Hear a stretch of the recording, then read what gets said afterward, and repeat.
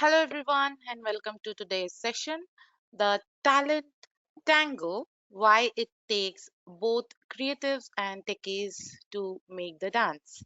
And I am Ritika Chakraborty. I will be your host for the day. Before we get started, we would like to go over a few house rules. For our attendees, the session will be in listen only mode and will last for an hour, out of which the last 10 minutes will be dedicated to Q&A. If you have any questions during the webinar, to our organizer and the speaker, use the Q&A window. Also, if you face any audio video challenges, please check your internet connections or you may log out and log in again. And very important announcement for our audience. We have started CPA credit certificates for our attendees. The criteria to get the CPE credits certifications, the attendees need to attend the full webinar and then write an email to cybertalks@ecouncil.org. Please remember you have to attend the live webinar, not the recorded one. Also, we would like to announce to our audience about the special handouts. Take the screenshot of the running webinar and post in your social media, LinkedIn or Twitter, tagging EC Council and CyberTalks. Use the hashtag CyberTalks. We will share the free handouts to our first 5 audience. As a commitment to closing the cybersecurity workforce gap by creating multi-domain cyber technicians, EC Council pledges $3.5 million towards CCT education and certification scholarships to certify approximately 10,000 cyber professionals ready to contribute to the industry. Did you know that you can be part of the lucrative cybersecurity industry? Even top companies like Google, Microsoft, Amazon, IBM, Facebook, and Dell all hire cybersecurity professionals. The cybersecurity industry has a 0% unemployment rate.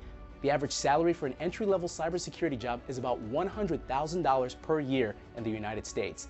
Furthermore, you don't need to know coding and learn from your home, and you get a scholarship to kickstart your career.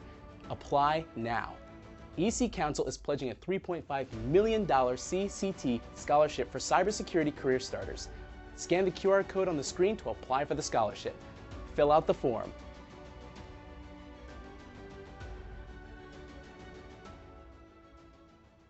If you want to know more, kindly visit our website given in the chat section. So right now, without any further delay, I would now hand over the session to our speakers. Over to you, Mitch and Roya. Hey there, thank you. Hey everyone. Hey, it's good to be here. It is really early in the morning, Pacific Coast, US time. But I have coffee, so we're ready to go. Well, so actually, if we want to flip to slide 2, we can just dive into that if you're a game, Roya. Yeah, let's do it. Tell people who we are.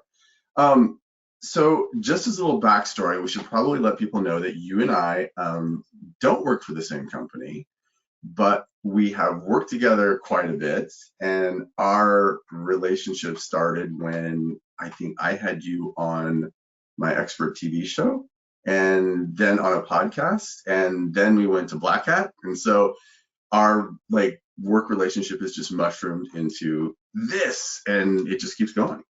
Yeah, I think you were one of the first podcasts that I did, and it was so easy. And I'm like, this is awesome. I love podcasts. And then I did a couple of others, and I was like, okay, it's not always like this.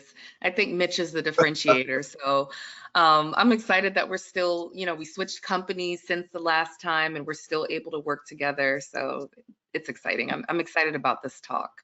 Yeah, me too. We work really well together, and we know each other really well, and we bounce off each other. And world, at least, extremely weird kind of backgrounds. So let's actually talk about that a little bit. Let's flip it around and let's go from the bottom to the top. Let's talk about you for a few minutes. So this is your stats, right? These are your stats. This is what you do today. Tell us what you do Yeah. today. Yeah, okay. So currently, I'm an executive industry consultant for a company called Hexagon. And it's so funny when people, they're like, I've never heard of Hexagon. And we have an internal joke where we say it's the biggest company that no one has ever heard about. It's like a $5 billion company. It's huge. The technology is everywhere. But, it's very like a if you know type of thing. Yep. But I'm a consultant in operational technology, cybersecurity. That's the space that I've been in for a long time. I love that space. It's very niche in the cybersecurity onion. So you have big tech, then you have cyber, and then you have like OT cyber that's in there somewhere. So that's what I'm doing now. I'm also one of the founding board members of the Internet of Things Security Foundation, the Houston chapter. There's currently 3 chapters, and we started this a couple months ago because Houston is such an OT and IoT hub with all the different industries from the med center to rail to oil and gas. So we saw the need to really provide something other than just basic cybersecurity, focus on the Internet of Things used in these industries. I'm also working with my alma mater. I graduated from FIU back in 2016.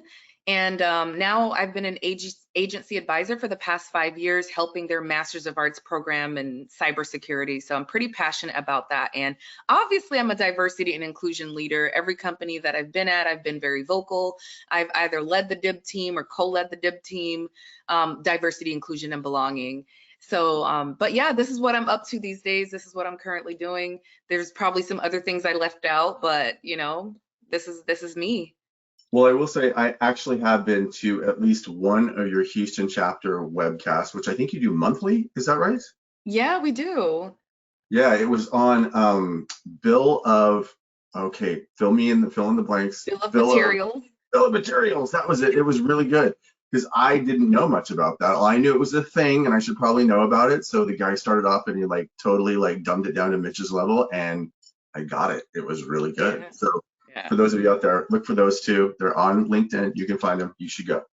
So who am I? So right now I'm an independent consultant on cyber. I am doing a wide variety of things because my background is really unique because I've not only been on the marketing side, but I've also been on the incident response side. So I've done incident response, but I've also done marketing. So people kind of pulling me for one or the other. I love like doing both of them, but I don't want to do either of them full time. So it's worked out pretty well.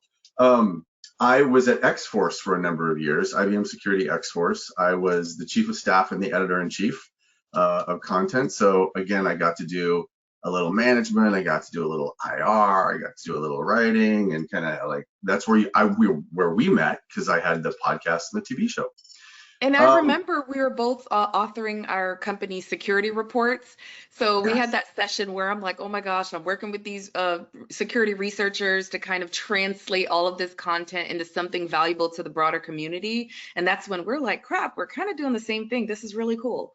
Yeah, I remember that because it's like that was the X-Force Threat Intelligence Index, which I inherited a few years back, and it's like this really smart document of like a collection of years worth of intel, and I like nerd out on that stuff, man. And it would like it came to me Christmas Eve, and we had to get it to the designer like January 2nd. Christmas came early for you. Yeah, it did. So I was like, thumbing through like 70 pages of stats and like formulating the story and getting it all in order. And I love doing that stuff. So yes, we both did those. I've also been a columnist on LGBT issues, religion, and politics, which we will talk a little more about in a minute because that was weirdly my entree into cyber. So let's flip slides.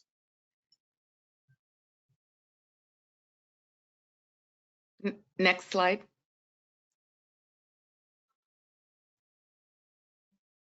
All right. There we go.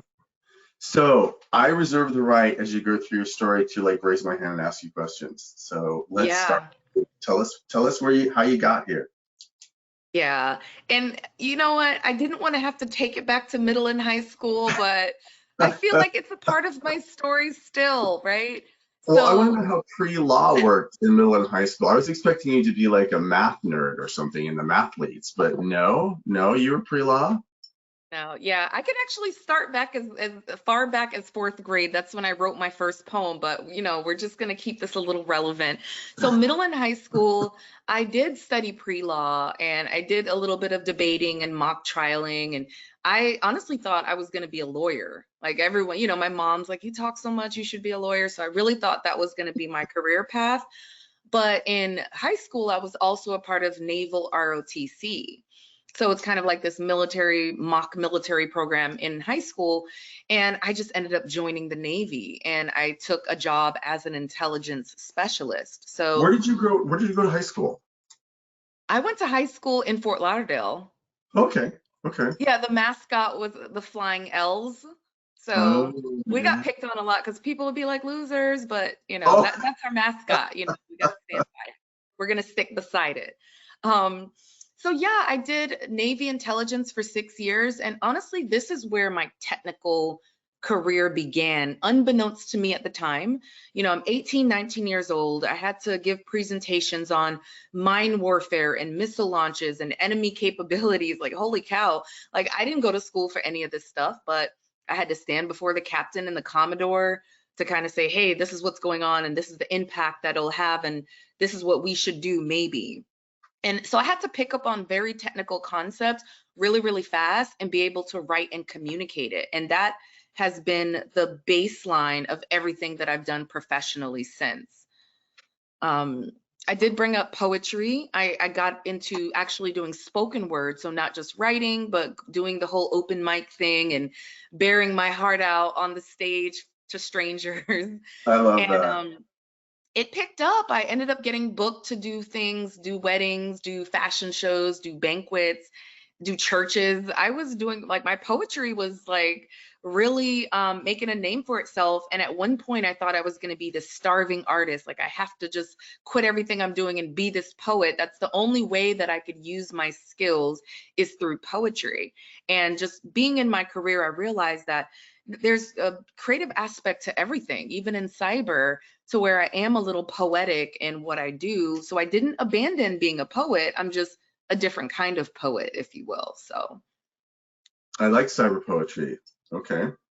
yeah, we have to tell EC Council that should be the next. I don't know if it's going to be in line with their CPE, but we can Ooh, figure it out. We could do we some could do this. slam cyber poetry. I'd be down. I'm writing that down. I'm writing that down. Yeah. So yeah, I studied cyber warfare in grad school. And then right here, I put the NSA denial because when I was in grad school, I was processing for the NSA. I was super excited. And then a month before my start date, the NSA just rescinded my offer. And it Oh, sucked because I was in the process of moving to DC. I had packed up my apartment. I was living with my mom. I just quit my job. I secured housing in DC. Like I literally did everything. And then they just kind of pulled the rug from underneath me. So it's like, well, what do I do with my life now? I always thought I was going to be back in the Intel community, FBI, DIA, yeah. something like that.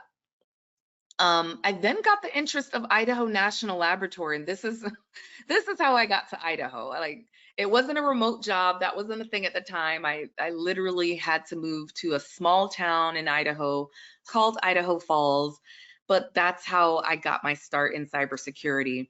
They were like, okay, you studied cyber warfare, you have this top secret clearance, you're analytical, you can write, we'll teach you all the technical stuff. And that's what they did. As difficult as it was for 3 years, they taught me everything that I knew from a technical perspective. And then from there, it just took off. I ended up going to Accenture and I did consulting. And then I was at a tech startup called Nozomi Networks. And I got asked to be on a board and now I'm here. But I would have never thought I would have made it here based on how my story started. It's just pretty interesting. It still wows me till this day. Yeah, your story actually is interesting. And I remember when we first met.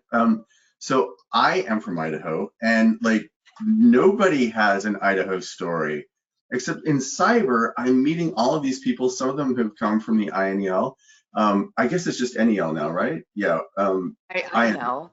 Yeah. So and I'm running into all these Idaho people like who like lived in Blackfoot and Boise, and it was just like in Yeah. Pocatello, Idaho Falls. I'm like, this is strange because so I grew up in Idaho, right? And it's like I like literally grew up with cows and horses and dogs, and we were like way out in the boonies, and I swear to you, I was like so socially awkward when I went to first grade because I had no kids to play with.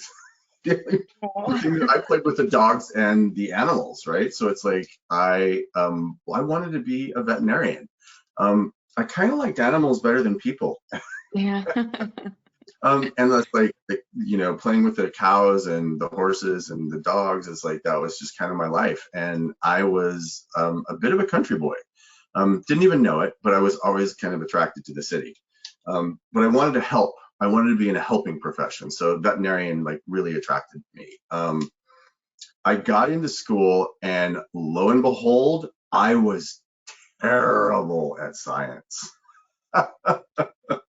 I mean, like really terrible. And I remember sitting in chemistry and referring to the periodic table as the paranormal table. And that was pretty much my clue that it's like, this might not be the path for you, Mitch. But I Well, you discovered know that. what? And I wanted to add something. So when I was choosing my major in undergrad, I chose international relations. And even though it did play on my Intel background, I specifically wanted a degree where I didn't have to do math. I was so anti-math, and it's weird because now I'm all into quantum physics and I get a little nerdy, and and now it excites me to learn the technical stuff. But at the time, I'm just like, I don't have the mental capacity for anything STEM, which, here I am in a STEM field. And I was the same way. So it's like I remember like deliberately. So I did communication and poli sci in undergrad and grad. And I remember in graduate school, particularly the business program, it's just like there were all the case study, right? And it's like you had to do quantitative stuff, particularly in a class called supply chain management, which was probably my lowest grade of any of them. So I remember deliberately picking teams where people had opposite skill sets as me. So it's like if That's there's strategic. writers, yeah, right. It's like if there's writers, I don't want to be on your team. If you're all a bunch of math nerds, count me in. And it totally worked out. So I skated by that class, but I didn't learn anything because I just used the skills I already had to make what they did better. So I talked about being an accidental cybersecurity pro. I was writing on LGBT issues, religion, and politics, and I was working for IBM at the time. I was in security, but I was managing the marketing side of the endpoint portfolio. And the guy who ran X-Force at the time called me up one day and he's like, you have to come work for me. And I'm like, I don't know anything about X-Force other than you guys are like the cool kids in the lunchroom. And I can't work for you, dude. It's like, I can't do that job. He's like, no. I just read an article that you wrote and it was about a central tenet of Islam and passing a bill in the Kentucky legislature. And not only did I understand it, I liked it.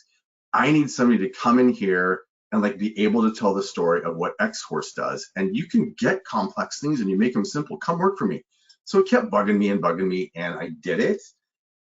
And I loved it. I freaking fell in love with cyber. I fell in love with the people. I fell in love with the services, the technology, what we do, how we make the world better. And so that's how I ended up here. And I was at X-Force for almost a decade. I love that story, Mitch, because it just really shows how, and I do want to say it is important to get certifications. People ask me all the time, how do you get in cyber? And I'm not going to tell them to do it like how I did it. I'm like, no, you do need to get the certs, There are times where you do get lucky, and I feel like I got lucky by INL saying, hey, we're looking for this. You don't have the skills, but you're a fast learner and you're analytical, but I like your story because it kind of highlights the need for people to understand and comprehend very technical concepts to the broader audience in cyber. Sometimes people just overlook that. They're like, I'm super technical, I get the technology, I know how to code.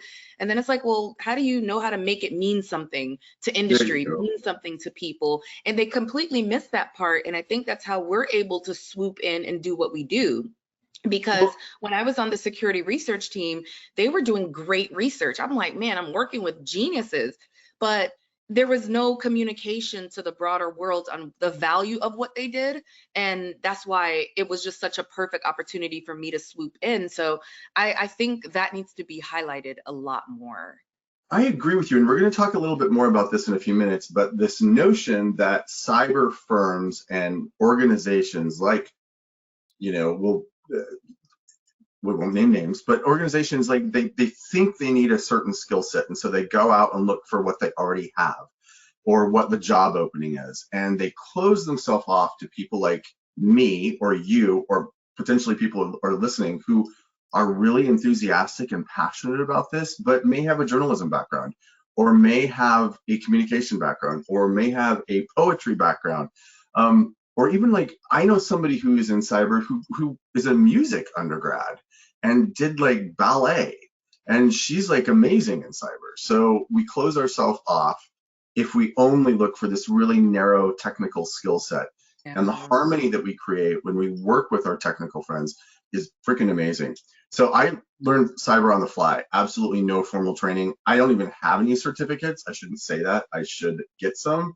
I don't have any either, but I'm definitely gonna wink, wink, wink, get an EC Council certified ethical hacker cert. We're gonna, so for those of you on here, we're gonna hit EC Council up after this and both get some certificates. But yeah. All right, well, let's go to the next slide and see what else we got on the docket today.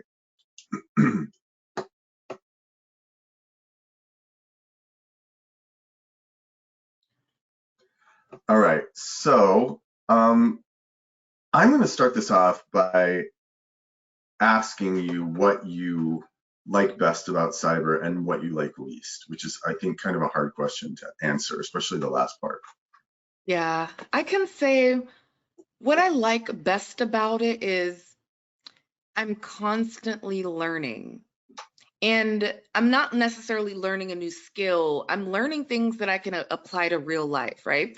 I always told myself I would hate to just be in a job where I'm just doing the same thing every day. I'm clocking in, I'm clocking out. And for some people, they like that. But for me, like sometimes I feel like my life is a movie.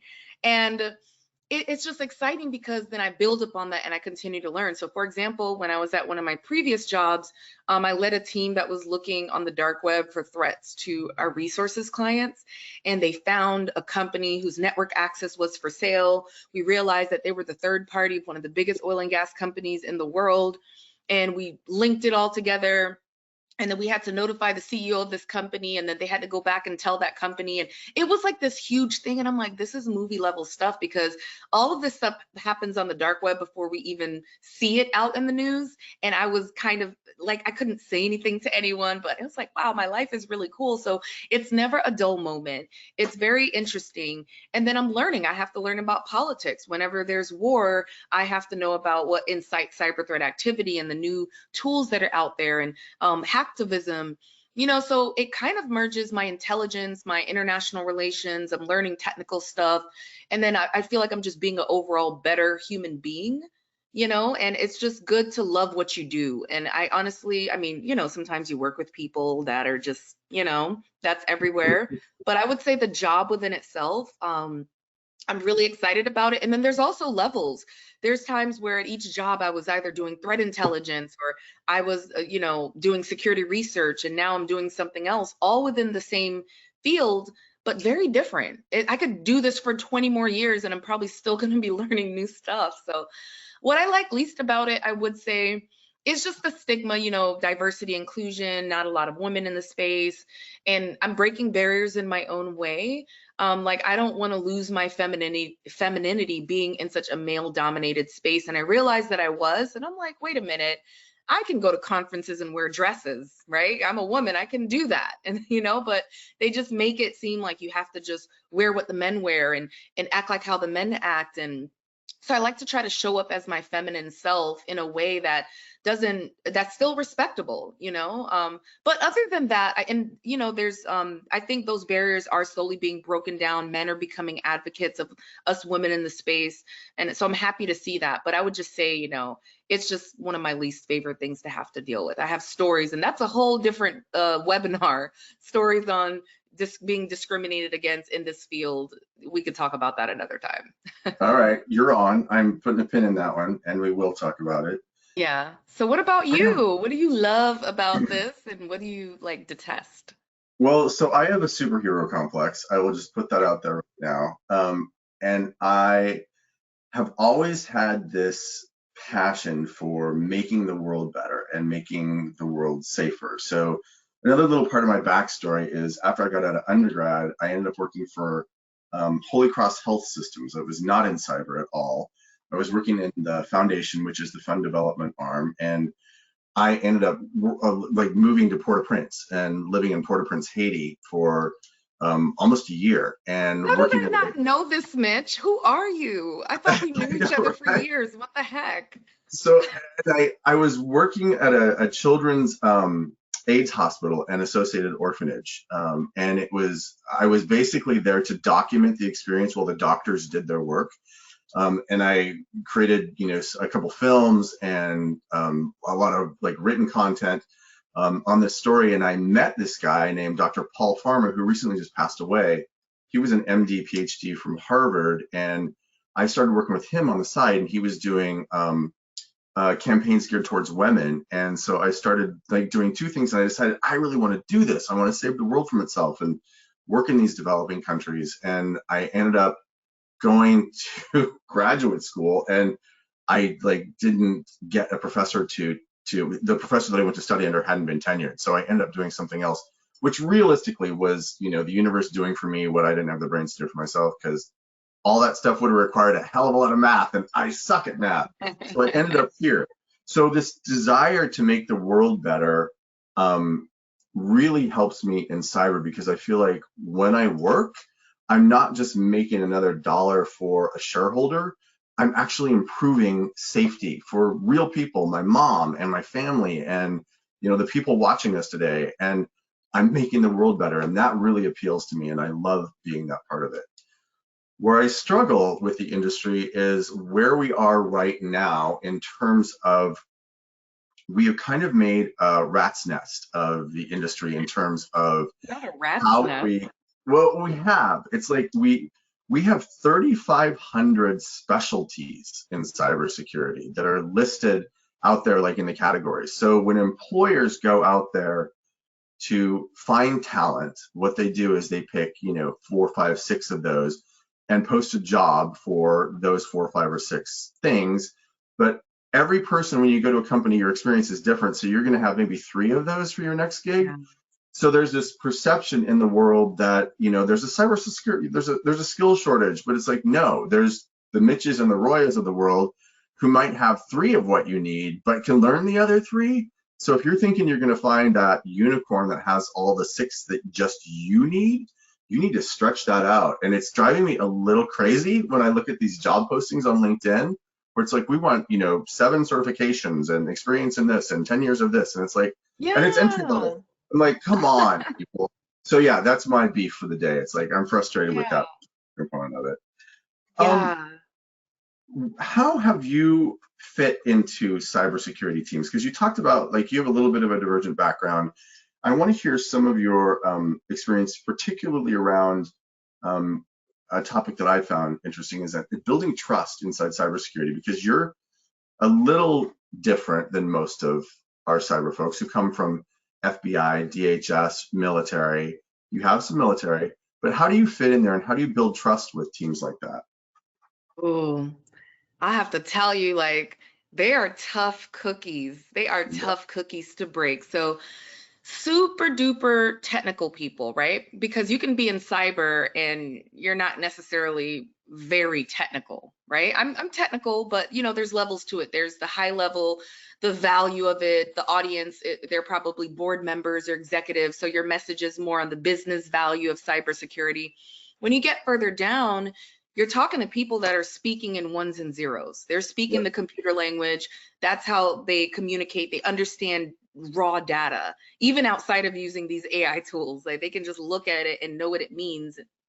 So it was challenging at my last company because I was the security research evangelist for the security research team. And this team, they're amazing. They're the ones finding 0-day vulnerabilities in drones and trying to hack drones and trying to hack building systems and, trying to see if they can hack like a generation plant. We used to have demos in the lab. Super, super genius people.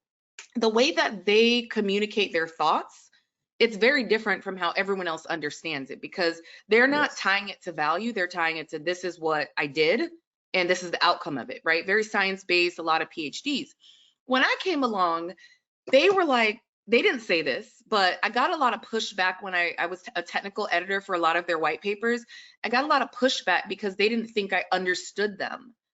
So it was just like, well, no, I want to say it like this. Well, no, don't change it like this. And it was just, I wasn't trusted because I didn't have the same background as them. They knew that I wasn't this super hacker person. So it was almost like I had to prove to them that I understood them first before I could then take what they wrote and change it and just kind of make it more palatable for the wider audiences. So I would say there was a little bit of clashing in the beginning to where I'm like, they are going to hate me. And Yep. then over time, when they saw that their blogs and their reports are getting a lot more shares, they're getting media interviews because of the content and how it was messaged. Now they're like, Roya, we see what you did. Like, wow. So they're very science-based. So they wanted to see the proof. They didn't want me to make all these changes and then there was nothing that showed for it. But once it kind of showed like, wow, the numbers and the views and everything just kept going up, then they respected me. And then it was just like, hey, can you look at this first? And now they were coming to me begging to edit and change stuff. So again, and I think it's important because you don't want to be on that side super technical and then everything that you do just kind of get changed and rearranged into like this marketing campaign that's completely Diluted. disconnected from the value of what you do. So I would say building that trust and just understanding first what the technical team like knows and speak their language, and then you can go ahead and then do what you want with it and bring that value. So yeah, it was challenging, but I feel like I need a t-shirt, I need a pin, a coin, something, because I made it through. I made it through the fire. I can understand that completely. So it's like I came into X-Force as we had a red offensive security team, we had incident responders, we had an intelligence team, and then we had the cyber range team. And the first three, red, intel, and IR, they're just chock full of former military, FBI, CIA, DHS, and it's a really, really different way of thinking. And I could tell right away that they didn't trust me because I'm the private school guy, right? It's like, I'm the guy who's like, you can read me on, major news websites. And, it's like, I don't fit the mold, right? It's like everybody else is red and I walk in and I'm like rainbow colored. There's a gay joke for you. And it took them a while to actually believe that I had value, and how it showed up was in the post NotPetya world. Remember NotPetya? That was fun. In the post NotPetya world, creating IBM's overall response to pandemic level cyber attacks like that. And people are like, we don't really need you. We can communicate this ourselves. And what happened was what they were telling people about the event was not consistent. It was not constructive, didn't have specific actions. And there was no one single source of truth. What happened was we get like 6, 7, 8, 9, 10, 20 people all telling a version of the same story, but they're all different. And things were a mess. So I came in and swooped that up and I'm like, nope, we're gonna do it this way. Everybody has the same template. We do the interview of the technical person. It's a seed document. It goes out to people. They can disseminate it from there. And that worked really well. So they got to see it in action. They're like, okay, this guy knows his stuff and he can actually be counted on when times are tough, because like working events like that is really arduous when you're in the middle of a cyber attack and you're trying to communicate this stuff. So they were able to see that, okay, he can be depended on, he can be relied on. So they started to trust me. But the other thing that I found about these teams is once you're in that inner circle, they really have your back. It's Yeah. Isn't it? It's like there is a level of trust and camaraderie and loyalty that I did not see on the other side of the house in the business, that I did not see in marketing, that I did not see in development. but it was really cool. So I did have to earn my stripes, just like you. But I was enthusiastic, and I of course made a lot of mistakes, still do. But yeah, that's kind of how I earned my entree into this.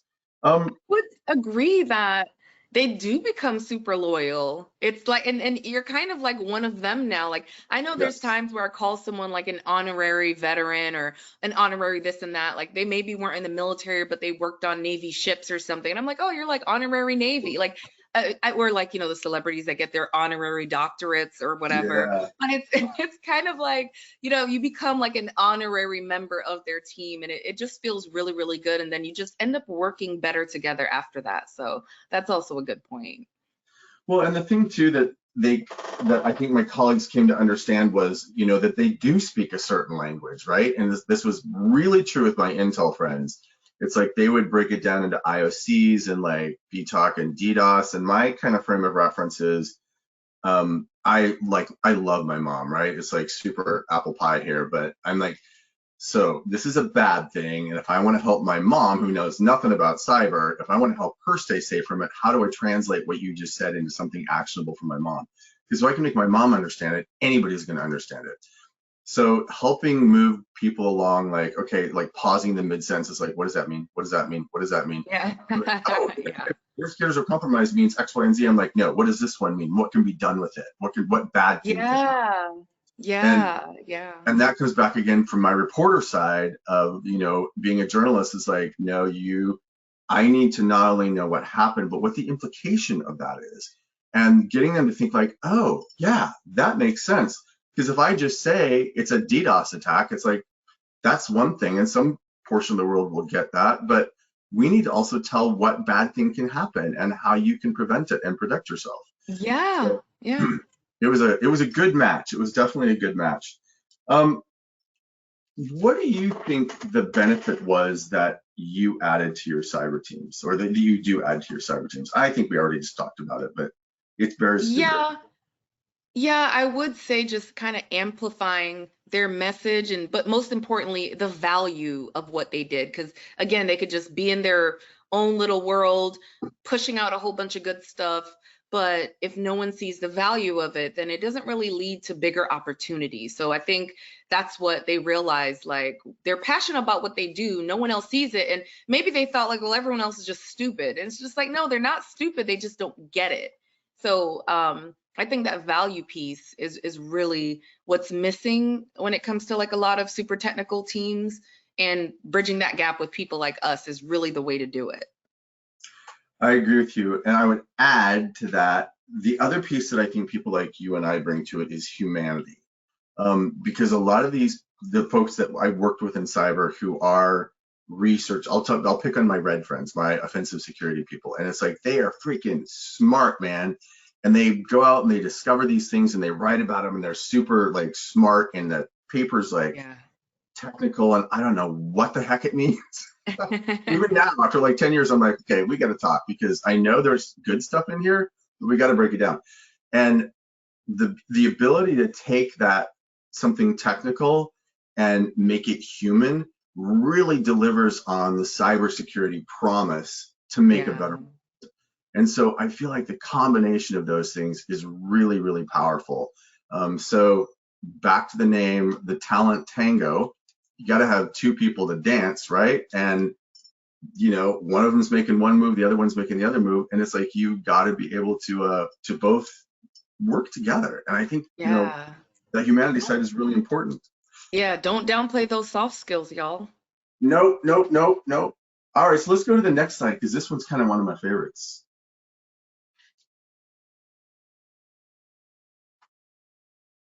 Oh Dum, dum, yeah. dum. Ooh. I pulled on a string just now. Like, Yeah, yeah. So we agreed that we would talk about this, and this has actually been quite a popular topic in the last probably 12 months or so. People are actually starting to come out as folks who have imposter syndrome, and I love that that's happening, because if you'll look at the pie chart, guess who doesn't? We all have it. Varying degrees, and it ebbs and flows in and out of our lives. Tell me, about your experience with it. How has it manifested for you? Where were you, and what happened? I remember, so I don't think I had imposter syndrome until I got into cyber. So I never had it in the military. I just, you're defined. You're an intel specialist, you're an E5, this is what you do. So you don't feel like you're imposting on anything. This is what you do, this is your job. So when I got into Idaho National Laboratory, I remember asking some of my colleagues one time, like, am I in STEM? And I know, y'all, it sounds like a no-brainer, like, duh, you're in cyber, but I didn't, like, I worked with a lot of scientists. We're talking about a nuclear laboratory where it's not just cyber folks, there's engineers, there's real scientists there. And I didn't have an MS, I had an MA. So I kind of felt like I couldn't really call myself an engineer or a STEM professional because I didn't earn my stripes, if you will. So I kind of battled with that. By the time I got to Accenture, I realized, like, oh, I'm in STEM. I'm all the way, regardless of the whole MSMA thing. And I think that was just because I was at INL, I was at a lab. It's kind of like people look at you like, oh, you're not even a science major, like you're not one of us. So that was really, like, that was a team that didn't really accept me all the way. There were some scientists there that were just like, nah, like, you just work in the field, but you're not necessarily a STEM person. But I will say that I have had imposter syndrome in every single job that I've had in cyber. And I used to look at it as a bad thing, like I don't belong. But recently I realized if I don't have imposter syndrome, that means I'm complacent. That means I've hit my ceiling. That means that I probably tapped out. I'm probably the smartest person in the room. I'm probably not challenging myself. I'm probably not learning anything new. But whenever I have imposter syndrome, that means that there's something to work towards, whether it's I'm proving something to others, I'm proving something to myself. So I use it to empower me to be better. And I think people should look at it like that. It's a normal feeling, like Mitch says, everyone has it. How do you use it as a tool to improve and to be better? I will mention this. I was at Black Hat earlier this year, and I went to an industrial cyber, or no, actually it was a panel that Ampere did. And it was a co-founders panel where they just had all these co-founders. One co-founder on there, he sold a couple of companies to like Accenture, and he's starting another one. And he even has imposter syndrome. And I'm like, how? You've proven that you're successful in the space. You're probably like a millionaire doing your thing. But it's like, well, now he's in a new space with this new thing that he's doing. And there's other companies that have been doing it before him. And so I realized, like, no matter how successful you are, you're always going to have it. So it just all clicked. And I'm like, well, if we're going to have imposter syndrome, we're just going to make it work for us. And that's where I'm at with it right now. Well, I love that story. It's like turn it on its head and make it work for you. Yeah. The first time I actually realized I was having it, I don't know if I had the vocabulary to be able to like slap it with a label imposter syndrome. But it was when I was at Stanford. I went to Stanford University, and I remember I started out, it's like I am a kid who grew up with literally cows and horses and dogs. So I am not the stereotypical what you think will end up at a university like Stanford. And I remember sitting in stats, which I also hated, by the way, and sitting in the statistics class and like being where I come from, it's cold. And I came here in the fall, and it was, I don't know, maybe 60 degrees. And all these like Californians are like in their mittens and fleece. And I'm like, it's like 55. I have on shorts and a t-shirt because we're 55 is shorts weather where I come from. So I remember sitting, I mean, I look completely different. I'm dressed completely different. And I'm sitting in this classroom full of these people who all I assumed were super smart and looked like they belonged. And Roya, I was like literally waiting for weeks for somebody to walk into the classroom and like tap me on the shoulder and go, hey, we know that you're a mistake. You weren't supposed to be here. It's time for you to leave. The I was gig is waiting up. for that to happen.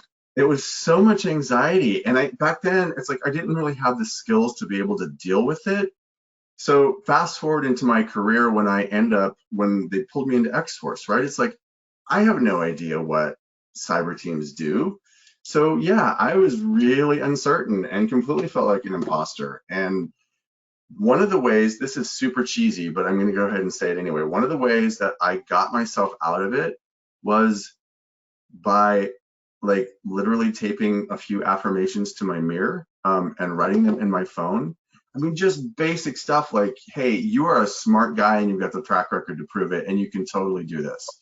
And you're not afraid to ask stupid questions. I'm like, wow, that's a really big strength. A lot of people are afraid their questions are too stupid, and they're not. People love, I love stupid questions. They're thinking it anyway. You're just asking it. But a lot of people are just sitting there in silence because they don't want to look stupid. And it's just like, well, I'll look stupid for everyone. And then you've realized that if you didn't ask the question, everyone would have just not known what the heck was going on. So that's Well, a good another point part, with the affirmations. yeah, and this is like the other point of like stupid questions is if you're like authentic and say, okay, I am an idiot in this area and I need help, and can you tell me what this term means and how it applies?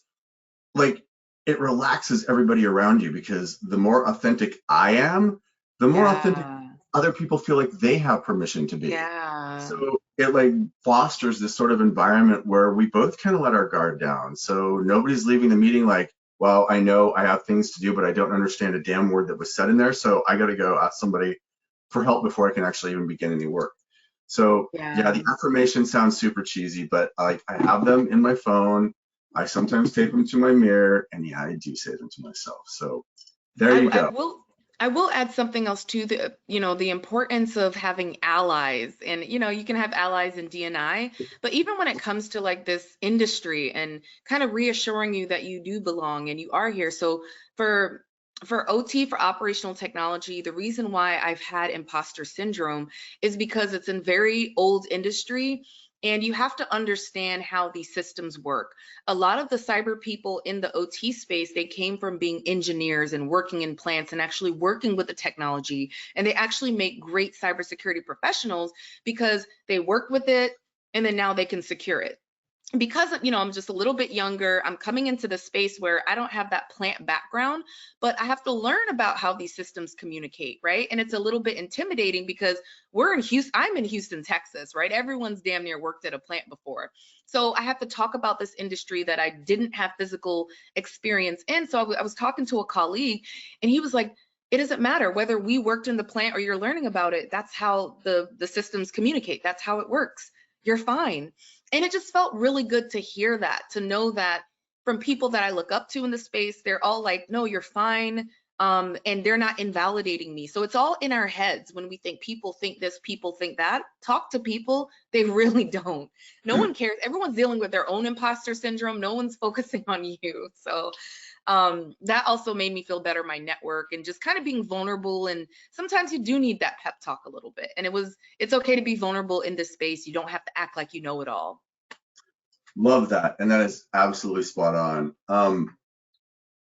I want to like wrap with, you probably get this a lot, and I certainly do on LinkedIn. I get a lot of college age folks, or a little after, who are interested in breaking into cyber, some of whom are actually doing cybersecurity degrees, and they want some like ideas on how to get into cyber. And what do you tell folks who hit you up on that? How do you steer them? What do you say to do? Yeah. Oh my gosh. If I can show you the amount of times a week I get that question, Yep, me but too. I don't mind it because like I didn't have anyone to ask this stuff to. So it's, I don't mind, sharing advice, but the number one thing that I will say is first know what job you want in cyber. Cyber is no longer the 1 to 2, the 3 different jobs that we've known.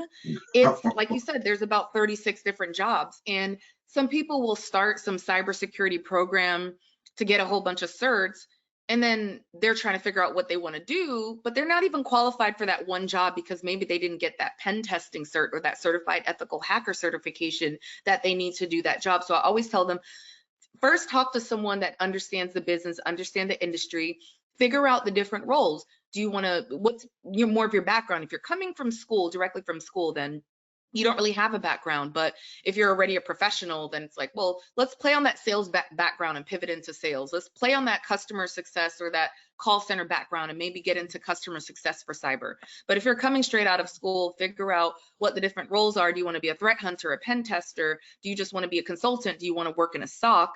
You can find job descriptions on the different job postings on LinkedIn and just look at the requirements and then tailor your education, your degree, your certification path towards that, because that's how you're going to guarantee that you're going to land a job in something that you actually want to do. You know, talk to as many people as you can to get their experience in the field. I tell people, if you don't like watching a whole bunch of screens, then maybe don't work in a SOC, right? Yep. But there's other far more interesting parts of cyber where you don't have to do that. So I would definitely tell them, first and foremost, figure out what job they want, then tailor everything towards that. Getting a computer science degree is good, but I have a cousin who's getting a journalism degree and she wants to pivot into cyber. And I'm like, that's awesome. Still get that degree in journalism, get some of these cybersecurity certifications, and then apply for a cybersecurity company that needs media, because that's a thing. So again, you don't have to really major in cybersecurity, but again, just have that strategy before you spend all that time and money in university and on certifications. And I would echo that. Knowing what you want to do, or at least a general idea of what you want to do, because cybersecurity is so broad now, and how we get into it is so diverse. It is it's not as easy as it's not as easy as just like walking into the front door of a company and saying, I'm your cybersecurity person. So kind of have a good idea of what you want to do. The second thing that I think I would add to your advice is ask people, ask people, ask people.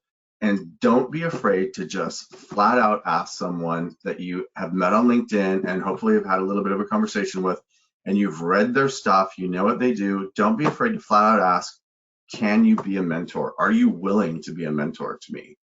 That is a great way to build connections. Another question is like, thank you for talking to me. Do you have like anybody else that you think I should talk to? And it's like, you just meet more people and more people and more people. This is a world of networking. And we talked earlier about the fact that we have kind of become our own worst enemy when it comes to hiring practices, because we've got 3,500 different specializations. So Yeah. the best way to get yourself in there is to meet people like Roya and to meet people like Mitch, and to ask us who else we know that you might be able to talk to. So that's just how it's done. And it's also a lot of fun because you get to meet a lot of really cool people. And Yeah. the other part of it is like, you also probably find out what you don't want to do. So that's another And put interesting. that on and X that off the Christmas list. Yeah, Yes. definitely. And look at the different types of companies. If you're going to be at a bigger consulting company, it's really good for entry-level cybersecurity people. But maybe at a tech startup, they want someone that's more experienced, that can hit the deck running. Maybe they don't have as much funding to invest in training. If you want to do it in the government versus private, so just kind of have a strategy before you just say, I want to do cyber, let me go to school. Now what do I do? So yeah, with that being said, I think that wraps it up for us, and we can pass it back over to EC Council, because I want to leave time for Q&A. If you all have any questions, we'd love to answer them. Definitely connect with us on LinkedIn as well. I know I'm very active on there. Mitch is too. And if you want to just ask questions, feel free to find us on there and hit us up. Thank you so Yep. much, Mitch and Roya, for the interesting session. And before we start our Q&A, our this session, the today's webinar is in sync with CCSO certification. Certified Chief Information Security Officer is an executive level program that covers that you should know about information security from an executive management point of view. It combines all the components required for this C-level position, including audit management, governance, and IS controls, human capital management, strategic program development, and financial expertise. Over 6,000 CISO job openings and are there, and experienced and certified CISO professional in US can earn between 200,000 to 250,000 US dollar.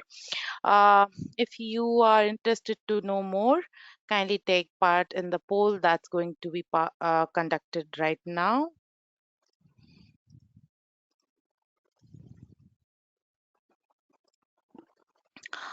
Let us know your preferred mode of training and we will reach out to you. So, shall we start our Q&A, Roya and Mitch?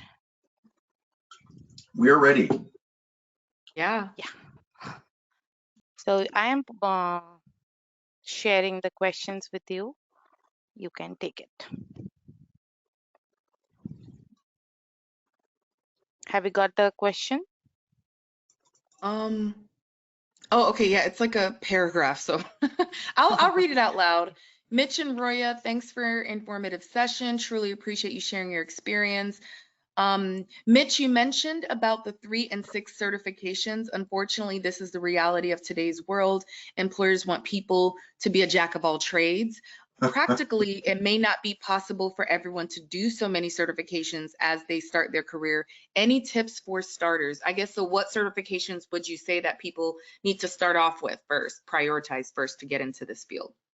Well, I actually will I will let you answer the search question, but I will go back to, if you are just starting out in this field, yes, I see those same job postings, especially out on LinkedIn. It's like, we want these 3, and then the next job posting has maybe only one of those and 2 different ones or 3 different ones, and it just, like, the permutations and combinations are mind numbing. My recommendation, honestly, is to pick the ones that you think are of most value to you and get them, and find somebody in the company that has that job posting that you know through LinkedIn, and talk to them and see if you can get a human to actually interact with versus just dropping a cold resume into the system. I think it's more about networking than any particular skills that you have. And I agree with the person who wrote the question. That's so frustrating, because people seem to want a unicorn and everybody has their own definition of what that is. Yeah, and I would definitely say, as far as certifications, Security Plus, A Plus, I would say that they're, or A Plus and then Security Plus, I would say those are the foundations. And then once you figure out what you want to do, if you're like, I want to be a hacker, I would say the Certified Ethical Hacker certifications that the EC Council does. No, they're not paying me to say that, but I would say that's a good one if you want to be a threat hunter, a pen tester, if you want to be more of a CISSP, if you want to do more networking and work with Cisco devices. From there, you can go in different directions, but I would say A Plus and Security Plus as the foundation, and then from there, you can just figure out what path you want to take. I think there was an article that I read a few weeks ago that Terrence Kam, Kam, wrote about the hiring practices of companies and how they're actually making it really hard for people who are enthusiastic, like our question person here, who really want to start in cyber, and their hiring practices are making it, just putting up too much of a gate. And companies are struggling. It's like, they want to hire cyber people, but their hiring practices are they're just in poor shape. So I would suggest people just take a look at that article too, Terrence Kam, Kam. Yeah, I would actually, Roya's right, get yourself a couple certs, but start with the people, hit the people up. That's how you get in the door, because nobody's ever going to have the right amount, the right exact amount of certifications people need. Okay, we have another question here. Hi, I have a bachelor's in computer application with some certifications such as Cisco networking, CCNA, CCNP. Now I'm getting interest in cybersecurity. At this point, please guide me which path I should take. So yeah, I would just kind of echo the same thing. Have you taken a look at can we say the cyber job landscape? But if you take a look at the different types of jobs out there, then you can figure out what your next path could be. Because I mean, you already have a good technical background, which is good, but if you're getting into cyber, it's like, well, how do you want to do cyber? There's so many ways. There's I know some friends that do incident response, and so if you want to get more into forensics and IR, that's going to be a little bit different than if you're going to be a pen tester and a certified ethical hacker, which is going to be different if you want to be a dark web person. I led a dark web team that their job was to look for cyber threats on the dark web towards for our clients. So yeah, reach out, and if you connect with me on LinkedIn, I can give you a list of different jobs, and then you could just go on Google or go on LinkedIn jobs and just look at the requirements and the roles and responsibilities and think, hey, I think I could see myself doing that. That seems interesting. But yeah, you have a pretty good background to really get into cyber since you know networking. I agree. And we have one final last question. We're actually out of time. So I just took the CEH certificate. What is the next certificate that you recommend? I've been in cyber for more than 7 years. And they asked CISSP. My recommendation would either be that one or CISM. So I'm wondering what you think, Roya. Yeah, I mean, I would say CISSP, but I would say if you're like on the path to be more of an advisor, a consultant, whether you're like, I want to be a CISO one day, I would say CISSP is good because you get to, but it's like a lot you have to learn. Sometimes people get that later on when they've had a little bit more experience or a couple of other certifications under their belt, because it sets them up to understand how a cybersecurity program is run, and it's more high level. So again, if you think the next job you want to do is going to be beneficial to have that, then yes, I would say definitely get that. If you want to get into consulting, it looks good, if you have that, after your title, if you're going to be a consultant or an advisor. I agree. And it looks like we have one last. And Roya, Yeah. this is your area, my friend. I'm gonna lob this one right over to you. I think, you know what? I think this is someone I know, because I don't know anybody else that would ask me this. You know what? Okay. So Internet of Things, right? Internet What's of the Things. difference between OT and IoT? Yeah, so that's the question. What's the difference between OT and IoT? Yes, so real quick, Internet of Things, those are devices that are connected to the internet. So if you think of your fridge, your smart fridge, and you want to know what's missing, and then you press a button and now there's groceries at your door, right? So technical devices connected to the internet. There's a term in there that's IIoT, which is your industrial Internet of Things. And those are those same devices in industrial environments that's connected to the internet, right? When you think of OT, operational technology, it's mostly in industrial facilities. So think of the tech that's controlling the power grid or the pipelines or rail or petrochemical facilities. They're doing the movements, they're opening and closing valves, they're sensing pressure, that's what an operational technology environment consists of. Very different from IT. IT is the business systems, the computer systems, your networking, your email, and all that stuff. Still very important, but I hope this makes sense. That should be a whole nother webinar within itself. But OT, operational technology, think of physical movements, physical environment. IoT, think of devices connected to the network, connected to the internet. In a nutshell. But there's more to it. There's more to it. I just don't have time. Good Cliff Notes. Good Cliff Notes. But thank you, Roya, for joining on this. I had a great time. Yeah, me too. Thank you, EC Council, for inviting us. This was fun, and we look forward to doing this again. Thank you. Thank you so much. And with the last answer, actually, Roya, you have given us the idea of our next webinar planning. Let me know. I love it. I love it. Sure. We will be in touch. So before we conclude our session, Roya and Mitch, would you like to give a small message to our audience? If you're trying to get into cyber, don't stop trying. It is worthwhile once you break in the door. And again, network. Talk to people as well as get your education. I would say, yes, get into cyber, but make sure you like it. And I'll just want to caveat, it's not like real estate where it's just like, oh, I just want to flip houses and get a quick buck. You just kind of have to like it. So yes, get into cyber, but just make sure you like it. I'll leave y'all with that. All right, that works. Thank you so much. Oh, get into cyber and make sure you like it. Thank you. Thank you so much, Roya and Mitch, for your message to our audience, and thank you so much for the session. Before we end the session, I would like to announce our next Cyber Talk session, Incident Response Framework and Best Practices, is scheduled for 19th October 2023 by Matt Matt Culina and Eder Ribeiro. This session is a fireside chat, and to register for this session, please go to our website, which is www.eccu.edu/cyber-talks. The link is given in the chat section, and hope to see you tomorrow. As tomorrow is 19th October, and with this, I'm going to end the session. Thank you all, and you may disconnect your line. All Thank you. right. Thank you. Bye.